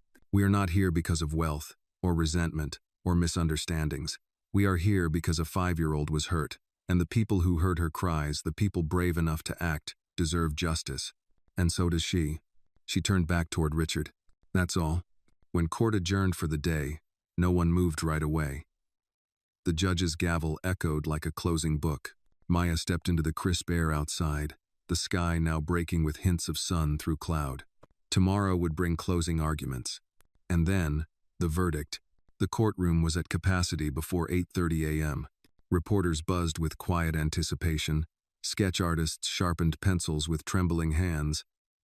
And the jury, each member more solemn than the day before, filed into the box one by one. Today, everything came down to words. Not the bruises. Not the photographs. Not the expert opinions. But the closing arguments. The truth had been laid bare, and now it had to be told one final time with fire, with clarity, and with conviction. Maya sat in her usual seat, her fingers laced tightly on her lap, her blazer ironed crisp. Julia sat beside her, her hands never far from hers, and Richard, cool, quiet, almost serene, leaned back in his chair, eyes closed like a man preparing for meditation, not judgment. The bailiff called the court to order. Judge Meadows glanced at the counsel tables. "Closing arguments," she said. "Prosecution may begin." Dana Ellis stood slowly, like a woman carrying something sacred. No notes, no binder, just her voice. She walked to the center of the courtroom and faced the jury. "There are moments in life," she began, "when we're given the chance to say who we are. Not with slogans, not with tweets, but with action." She paused, letting silence settle. "This case is not complicated. It is painful. It is uncomfortable, but it is not complicated." Ellis's eyes scanned the jury, each member listening intently. "We've shown you the bruises, the fear, the medical reports. You've heard from Ava's mother, who ignored her instincts too long but finally stepped forward. You've heard from Maya Williams, who didn't ask for glory, who didn't seek revenge, who simply refused to be silent." Maya could feel the weight in her throat, a lump pressing behind her eyes. "You've heard from the defendant himself," Ellis continued, "a man who never once said the words, 'I'm sorry.' Not to Ava, not to Julia, not even to this court. He speaks of misunderstanding, of being the victim, of a nanny who meddled." Ellis turned toward the defense table, then back to the jury. "But what you haven't heard from anyone is a reason why Ava would lie." She took a slow step closer. "Ask yourself, what does a 5-year-old gain by saying, 'Daddy hurt me'? What does she earn by crying in a hospital bed? What child chooses that kind of fear?" Silence. "Ava didn't choose it," Ellis said. "She endured it." She looked directly at one of the jurors, an older man with silver hair and weathered hands. "And Maya? She didn't exaggerate. She didn't fabricate. She saw a child in danger, and she made a choice to protect her, even when it cost her a job, a home, her safety. No." She paused again, her voice soft now. "Justice doesn't need to be loud. It just needs to be honest. And today, you have the power to give it to a little girl who was too small to carry her pain alone." Ellis returned to her seat. The courtroom remained still, as if even the floor was holding its breath. Richard's attorney stood. His tone was different now, gentler, almost fatherly. "Ladies and gentlemen," he said, walking slowly, "this has been a deeply emotional case, and I don't doubt that you feel for Ava. We all do." He gestured to Richard. "But sympathy is not evidence. Emotion is not proof." He moved toward the jury box. "My client is not perfect. He may have yelled. He may have been strict. But that does not make him guilty of what he's been accused of. There's no video, no eyewitness to the alleged abuse, only bruises and assumptions." He turned, nodding slightly toward Maya. "Miss Williams may have believed what she saw, but good intentions don't equal truth. And if we start convicting people based on the beliefs of others, not facts, we cross a dangerous line." He stepped back to the table, hands folded. "All we ask is that you consider reasonable doubt. If you have it, just a shadow of it, you must vote not guilty. That is the law, and that is justice." Saturday, the judge gave the jury their final instructions. Her voice was calm, slow, deliberate. "You must reach your verdict based only on the evidence presented. You are not to consider sympathy, prejudice, or public opinion. Your duty is to determine the truth, based on the law." Then, she nodded. "You may now begin deliberations." The bailiff led the jurors out of the room, and then, the silence began. Hours passed. Maya didn't leave the courthouse. Neither did Julia. They waited in the hallway, sipping lukewarm coffee, pacing the same 20 feet over and over. At one point, Maya whispered, "What if they don't believe us?" Julia looked her in the eyes. "Then we'll still know we told the truth, and Ava will know she wasn't invisible." Maya nodded, but the fear lingered. By late afternoon, the bailiff emerged. "They've reached a verdict." Maya's legs went weak. Julia steadied her. Together, they walked back into the courtroom. The jury filed in. Judge Meadows returned. "Will the defendant please rise?" Richard stood. So did his attorneys. So did Maya and Julia. The foreperson, a woman in her 50s with a calm, clear voice, unfolded the paper. In the matter of the state of Connecticut versus Richard Cole on the charge of child endangerment and assault in the second degree, we find the defendant, a pause, guilty, gasps, then silence. Richard's expression didn't change, but his jaw clenched. One of his lawyers closed their eyes. Maya felt her knees wobble, but Julia's hand found hers. "Thank you," Maya whispered, to no one and everyone at once. The judge gave final instructions, then struck the gavel. "Sentencing will be held next week. Court is adjourned." Outside, the air was colder now, but brighter. Reporters swarmed, cameras flashing. Julia spoke briefly, thanking the DA's office, then stepped back. Maya didn't speak at all. Instead, she crouched down next to a girl with curly hair and big brown eyes standing beside Officer Bennett's patrol car, waiting. "Ava." Maya opened her arms. Ava ran into them without a word. Wrapped tightly in that embrace, the chaos faded. The noise, the cameras, the headlines, all of it blurred. Only one truth remained. She was safe. 1 week had passed since the verdict, but the weight of it still lingered in the air like morning fog. Ridgefield was quieter now, less tense, but not yet healed. The courthouse steps no longer swarmed with reporters, and Maya had returned to her modest apartment on the edge of town, trying to settle into a rhythm that didn't include subpoenas, cross-examinations, or sleepless nights. But peace didn't come easily. That morning, as the sun cracked through the blinds, Maya stood in her kitchen, holding a chipped mug of coffee and staring at the unopened envelope on her table. It had arrived the night before.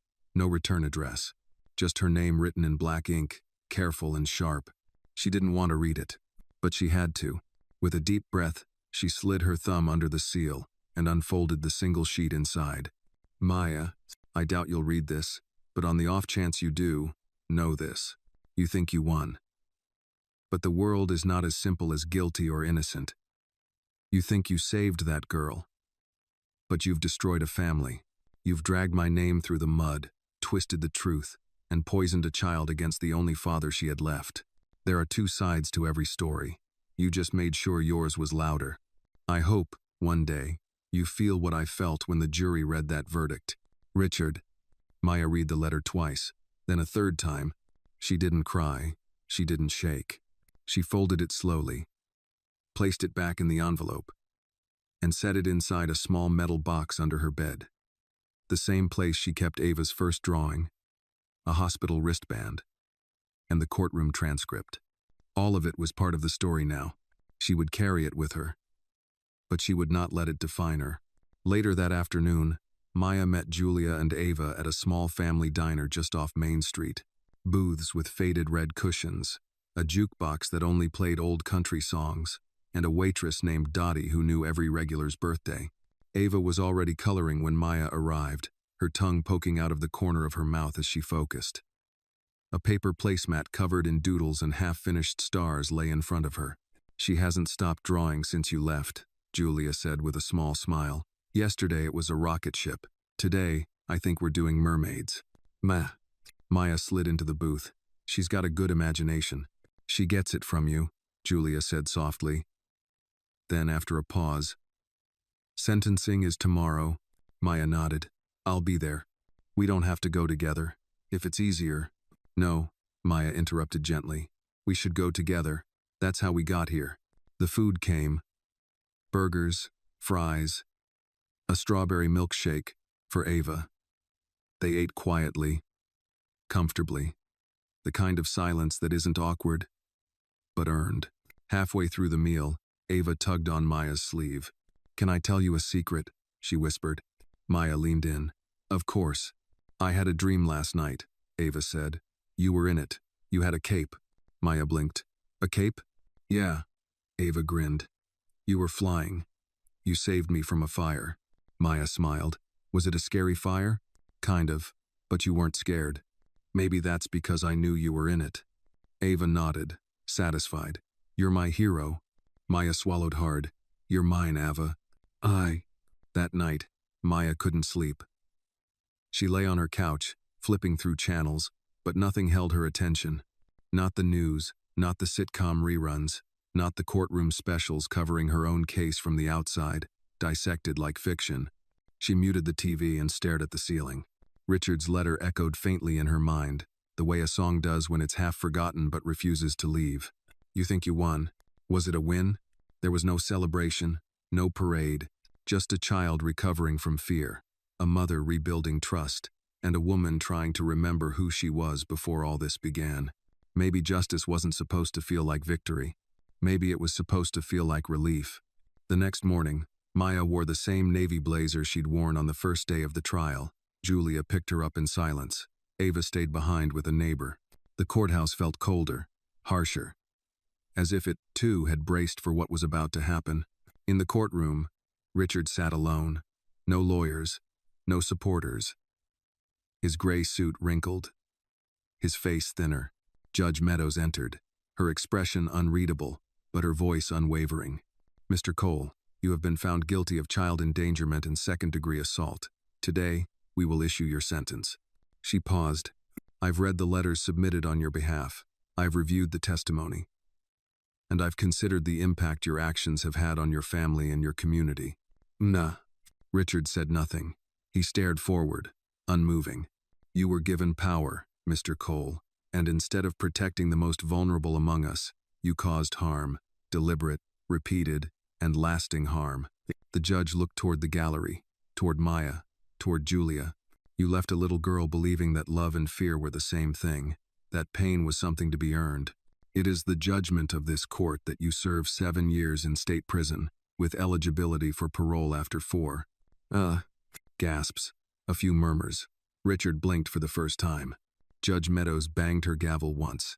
May justice serve not as vengeance, she said, but as protection. And then it was done. Outside the courthouse, the wind had picked up again. Maya stood with Julia on the front steps, both women silent. He's going to prison, Julia said quietly. I still can't believe it. Believe it, Maya replied. And believe this, we saved her. Julia nodded. Her voice cracked. Yes, we did. 0. From a distance, they could see Ava waiting in the back seat of Julia's car, waving excitedly through the window, her fingers tapping against the glass in a rhythm only she knew. Maya waved back, and for the first time in months, she let herself breathe deeply. Not because the story was over, but because the worst part was, spring came to Ridgefield quietly. The snow that once blanketed the sidewalks had melted into soft puddles along curbsides. Trees, once bare, now bore the timid green of new leaves, and the air carried the scent of thawing earth and distant lilacs. Life, as it always does, moved forward. But for Maya, nothing had returned to normal because normal no longer existed. It had been 2 months since the sentencing. 2 months of interviews she declined, job offers she ignored, and voicemails from strangers across the country thanking her for doing what they couldn't. She didn't feel like a hero. Heroes wore capes, or badges, or white coats. They didn't cry in the shower when no one was home. They didn't flinch when the doorbell rang unexpectedly. Still, Maya woke up each morning, made her bed, drank her coffee. She tried to reclaim her days, hour by hour, and some days, it even worked. She volunteered twice a week now, reading to children at the Ridgefield Public Library. Ava came with her most Saturdays, nestling close as Maya read picture books in a soft voice that carried just enough strength to calm a room full of restless hearts. There was something sacred about those moments, something Maya clung to like an anchor. One afternoon, after story time, Ava tugged Maya's hand as they walked through the children's section. Are you still going to be with us forever? The little girl asked, not looking up. Maya knelt down beside her. Why do you ask that, sweet pea? Ava twisted the drawstring on her hoodie. Because forever's long, and grown-ups always say, forever. But then they leave.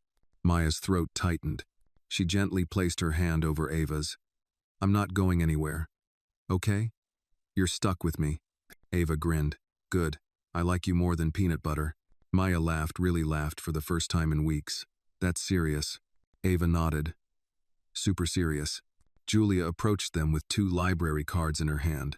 Guess who got her very first card? Ava lifted it high like a trophy. It has my name on it. Julia looked at Maya and smiled, grateful, grounded, healed in places that once seemed beyond repair. Later that evening, Julia invited Maya over for dinner. It had become a tradition Taco Thursdays, even if it was Tuesday. They'd cook together while Ava painted at the kitchen table. Sometimes they ate in silence. Other nights, they talked late into the evening, the way sisters might. That night, after Ava had gone to bed, Julia poured 2 glasses of red wine and joined Maya on the back porch. The stars were out sharp and cold, scattered across the night sky like tiny truths waiting to be named. "I had a dream about Richard last night," Julia said quietly. Maya turned to her but didn't speak. He was sitting at the kitchen table, just sitting, looking at me like he used to, like I was some fragile thing he didn't know what to do with. And in the dream, I asked him, "Why?" She paused. He didn't answer. He just disappeared. Maya took a sip of wine. "Maybe your heart gave you the only closure it could." "I think I needed that." Julia leaned her head against the porch post. "I keep wondering if Ava will remember any of it." "She might," Maya said gently. "But memory is a funny thing. It won't stay sharp forever. It'll soften around the edges. And what she'll remember most is who held her hand through the hard parts." Julia wiped a tear before it could fall. "You saved her." Maya shook her head. "We did." The next morning, Maya opened her mailbox to find a cream-colored envelope addressed in tight, familiar handwriting. She opened it with trembling hands. It was from the Department of Child Services. Inside was a simple letter. "Dear Miss Williams, your application to become a licensed foster parent has been officially approved. Based on your background and references, we believe you are uniquely suited to provide safe, compassionate care for children in need of emergency placement. Thank you for your commitment to children. We'll be in touch soon with next steps. Sincerely, Diana Marks, Foster Care Coordinator." Maya sat on the edge of her couch, the letter resting in her lap like a newborn promise. She had never imagined becoming a foster parent. But then again, she had never imagined Ava. And here she was. That weekend, Maya and Julia took Ava to the town park for the first picnic of the season. They brought peanut butter sandwiches, apple slices, and a beat-up radio that played classic Motown Ava's new favorite, thanks to Maya. Children laughed around them. Swings creaked. Kites flew. It felt ordinary. And for the first time in what felt like years, Maya let herself believe that ordinary could be beautiful. Ava curled up beside her on the picnic blanket and whispered, "You think the stars come out in the daytime too?" Maya looked up at the clear blue sky. "Maybe. We just can't see them." Ava nodded thoughtfully. "They're hiding, like feelings." Maya smiled. "Exactly." And as Ava rested her head against her shoulder, Maya closed her eyes and breathed in the sun, the grass. The sound of a child finally at peace. Tomorrow would come with its challenges. But for now, this was enough. The town of Ridgefield had mostly moved on. The trial that once dominated headlines was now a faint ripple in the town's history, reduced to a few archived articles and a dusty segment buried deep in the evening news. The courthouse steps no longer echoed with the frenzy of cameras or murmured debates. But in one little house with green shutters on Willow Lane, life had just begun again. It was a Saturday morning, warm with early June Sunday, the kind of day that made the windows glow golden and the breeze smell faintly of cut grass and fresh laundry. Maya stood in the kitchen, barefoot, flipping pancakes for Ava, who sat at the counter swinging her legs and humming to the beat of a made-up song. "Maya," Ava said between bites of banana, "when I grow up, can I be a helper like you?" Maya turned, smiling. "You already are, sweetheart." "No, like, when big people are mean, I want to be brave too." Maya stopped. The spatula in her hand paused mid-air. She set it down slowly, walked over, and crouched to Ava's eye level. "You already were brave. You told the truth. That takes more courage than anything." Ava nodded solemnly. "Do brave people still get scared?" "All the time," Maya whispered. "Being brave means doing the right thing even when you're scared." They shared a quiet smile, one that didn't need words. Julia entered the kitchen in a robe, hair in soft disarray, rubbing sleep from her eyes.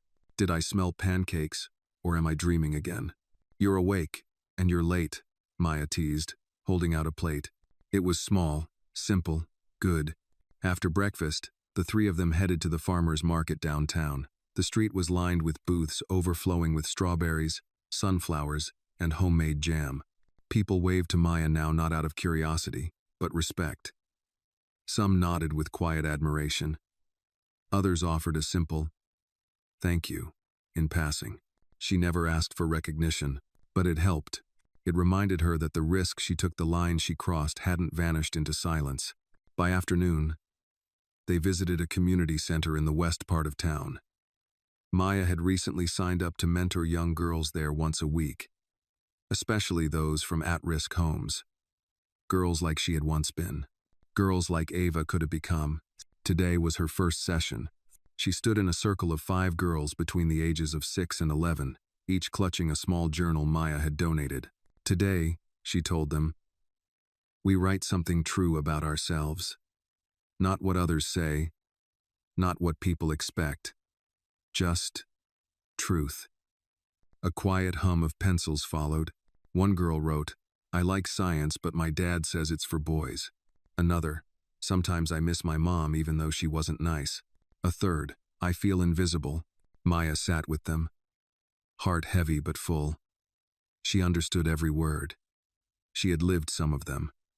And she was there now to prove none of those truths had to be permanent. Before they left, one of the younger girls tugged on her sleeve. Are you the lady from the trial? Maja hesitated. Yes, I am. The girl looked down at her shoes. You were brave. Maya didn't speak right away. Then, gently, so are you. That evening, back at home, Maya sat on the porch with a glass of lemonade and a letter in her lap. It was from the Department of Child Services again. This time, a name had been written inside. A 7-year-old boy named Jordan. He'd been removed from a home in a nearby town, temporarily placed in a shelter, quiet, withdrawn, needed a foster placement within the week. Maya read the letter 3 times, then looked inside the house where Ava was drawing by the window, and Julia was folding laundry. She thought of the road that had brought her here. The bruises, the courtroom, the letter from Richard, the weight of knowing, the ache of witnessing, the cost of stepping in. And then she thought of Jordan, and how many more like him might be out there waiting. She walked back inside and placed the letter on the counter. Julia looked up. Is that what I think it is? Maya nodded. I told them yes. Julia smiled softly. He's lucky already. Maya exhaled. It didn't feel like the end of a story. It felt like the beginning of one. That night, after Ava was asleep, Maya sat on the edge of her bed and opened her journal. She hadn't written in months, not since the night she called the police. Now, she wrote one sentence at the top of a blank page. Justice doesn't always come in a courtroom. Then she added, sometimes it comes in a voice too small to be heard until someone decides to listen. She closed the journal. Outside, the stars had returned. Still there, still burning, even when no one saw them.